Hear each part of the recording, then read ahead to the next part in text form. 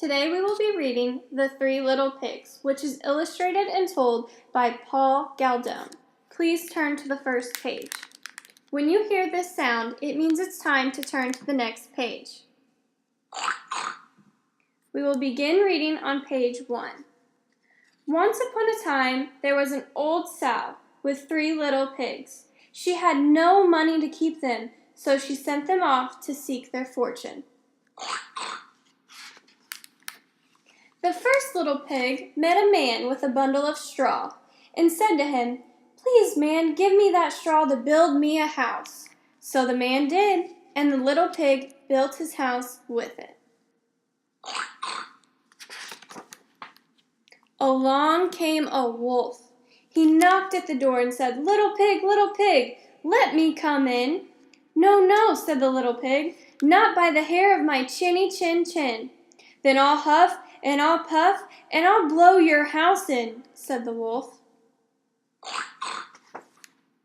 So the wolf huffed and he puffed and he blew the house in, and he ate up the first little pig. The second little pig met a man with a bundle of sticks and said, "Please, man, give me those sticks to build me a house." So the man did, and the little pig built his house with them. Then along came the wolf and said, little pig, let me come in." "No, no, not by the hair of my chinny chin chin." "Then I'll huff and I'll puff and I'll blow your house in," said the wolf. So he huffed and he puffed and he huffed and he puffed, and at last he blew the house in, and he ate up the second little pig. The third little pig met a man with a load of bricks and said, "Please, man, give me those bricks to build me a house." So the man did, and the little pig built his house with them. Soon the same wolf came along and said, little pig, let me come in." "No, no, not by the hair of my chinny chin chin." "Then I'll huff and I'll puff and I'll blow your house in," said the wolf. Well, he huffed and he puffed, and he huffed and he puffed, and he huffed and he puffed, but he could not blow the house in. At last the wolf stopped, huffing and puffing, and said, "Little pig, I know where there's a nice field of turnips." "Where?" said the little pig. "On Mr. Smith's farm," said the wolf. "I will come for you tomorrow morning. We will go together and get some turnips for dinner." "Very well," said the little pig. "What time will you come?" "Oh, at 6 o'clock," said the wolf. Well, the little pig got up at 5.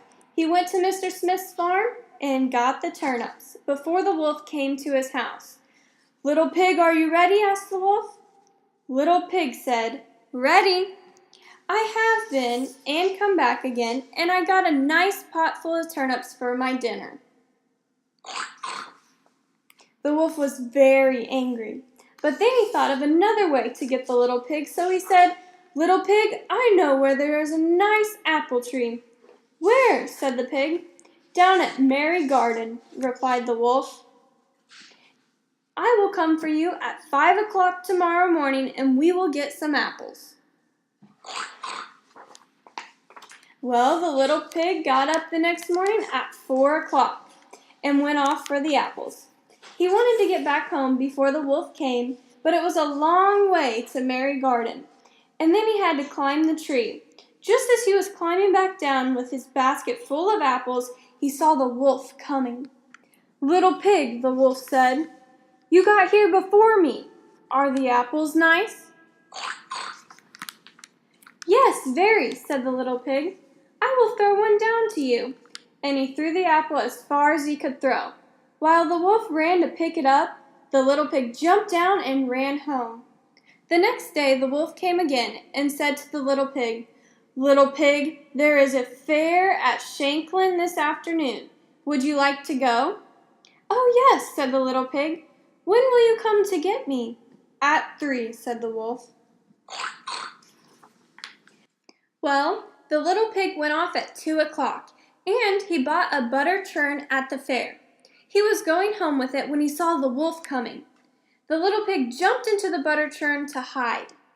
The churn fell over and rolled down the hill with the little pig in it. This frightened the wolf so much that he turned around and ran home. Later, the wolf went to the little pig's house and told him what had happened. "A great round thing came rolling down the hill right at me," the wolf said. "Huh, I frightened you then," said the little pig. "I went to the fair and bought a butter churn. When I saw you, I got into it and rolled down the hill." The wolf was very angry indeed.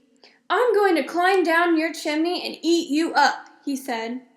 When the little pig heard the wolf on the roof, he hung a pot full of water in the fireplace. Then he built a blazing fire. Just as the wolf was coming down the chimney, the little pig took the cover off the pot, and in fell the wolf. The little pig quickly put on the cover again, boiled up the wolf, and ate him for supper.